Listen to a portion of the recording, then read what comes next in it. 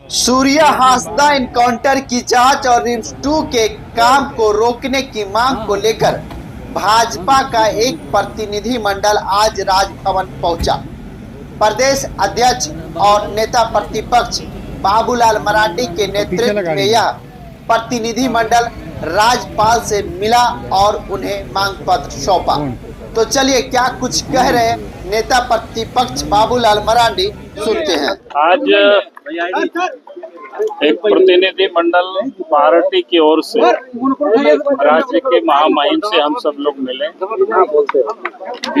दो विषय था। एक तो सूर्या हासदा की हत्या की जांच सीबीआई से हो और दूसरा मामला नगरी में जहां आदिवासियों की खतियानी जमीन, रायती जमीन पर सरकार जोर जबरदस्ती रेल बनाने की षड्यंत्र कर वहां से आदिवासियों को उजाड़ने की जो साजिश कर रही है, उसको लेकर के भी हम लोग आज इन दो मुद्दों को लेकर के आप सबके संज्ञान में है। भारतीय जनता पार्टी या एनडीए के विधायक विधानसभा में लगातार हम सब लोग मांग करते रहे कि सूर्या हासदा की इनकाउंटर नहीं बल्कि उनकी हत्या हुई है। उनकी उन तस्वीरों से ही देख करके कोई समझ सकता है। और फिर पार्टी की ओर से एक प्रतिनिधि मंडल भी उन गांव की दौरा किए थे, सूर्या के घर तक पहुंचे थे, उस क्षेत्र के लोगों से भी जानकारी लिया गया और ये बिल्कुल इस निष्कर्ष पर हम लोग पहुंचे, जब तक सीबीआई से मामला जांच नहीं होगी तब तक ये मामला क्लियर नहीं हो सकता है और इसलिए इसका सीबीआई से जांच होनी चाहिए। जिस प्रकार से सूर्या हासदा एक राजनीतिक व्यक्ति थे, सामाजिक व्यक्ति थे, बोरियो विधानसभा से वो चार बार विधानसभा चुनाव लड़े थे।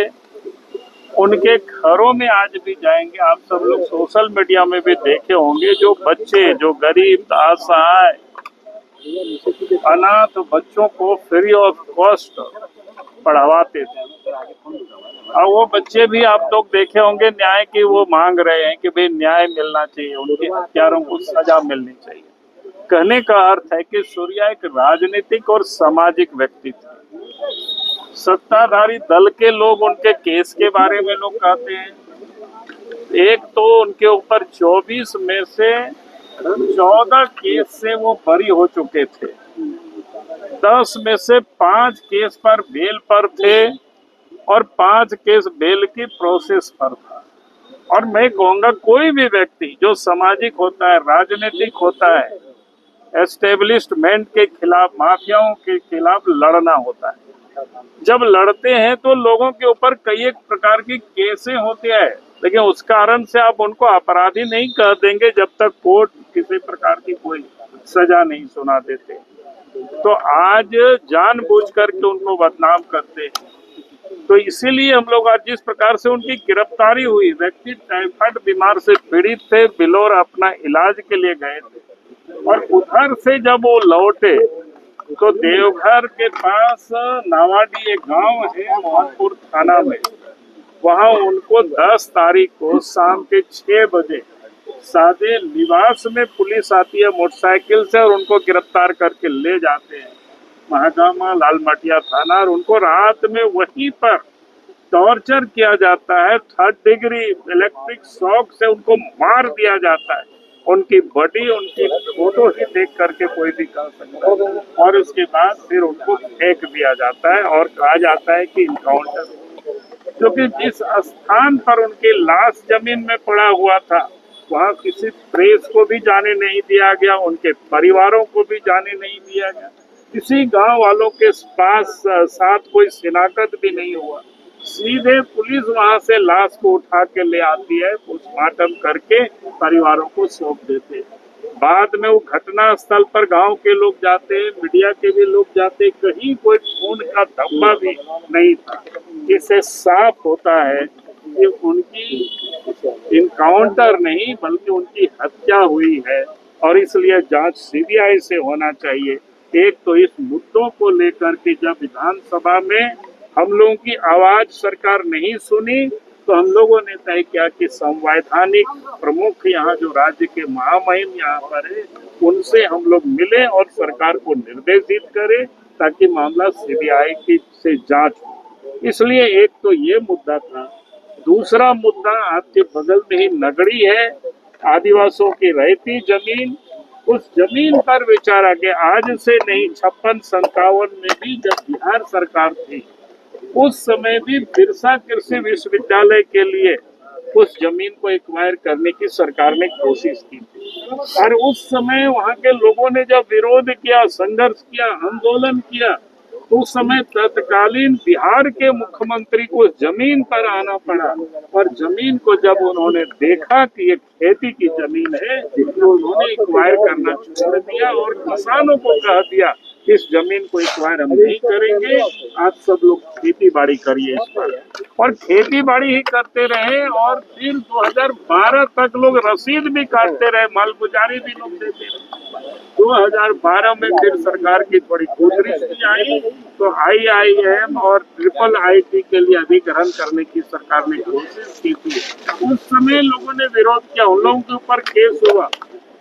इसके बाद सरकार उस जमीन को छोड़ दी और उसके बाद फिर इस समय हेमंत सोरेन के नेतृत्व में सरकार बनी, तो रिम्स 2 के नाम पर फिर से उस जमीन पर कुदृष्टि पड़ी और रिम्स 2 बनाने के लिए और वहाँ जिस प्रकार से कटेली तार का उन्होंने घेरा बनाया था, और आप सबको ध्यान में है 24 तारीख को गांव के लोग, आसपास के लोग इकट्ठे हुए और उन कटेली तार को काट करके और उस पर खेती करने के लिए जमीन पर लोग उतरे, तो 85 लोगों के ऊपर सरकार ने केस की।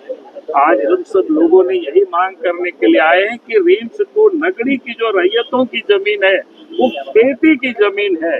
रिम्स 2 तो सरकार 10-20 किलोमीटर हट करके भी बंजर भूमि में बना सकती है।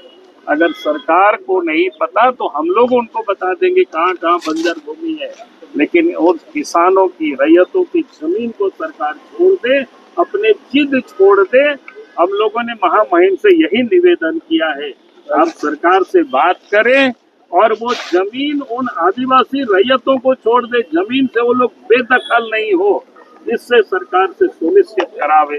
इस मांग को लेकर के आज हम लोग राज्य के महामहिम से हम लोग मिले, उन्होंने सारी बातों को सुना है और उन्होंने कहा भी है कि हमारे स्तर से जो भी हो सकता है हम उसको। बीजेपी आगे क्या करेंगे?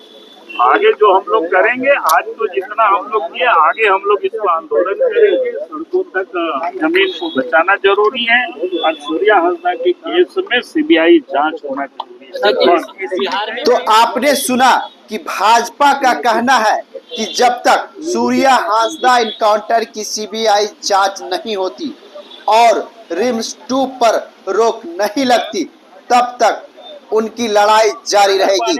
अब देखना होगा कि राज्यपाल को सौंपा गया मांग पत्र पर आगे क्या कदम उठाए जाते हैं। तो इसी तरह के तमाम खबरें देखने के लिए आप हमारे वीडियो को लाइक करें, कमेंट करें, शेयर जरूर करें।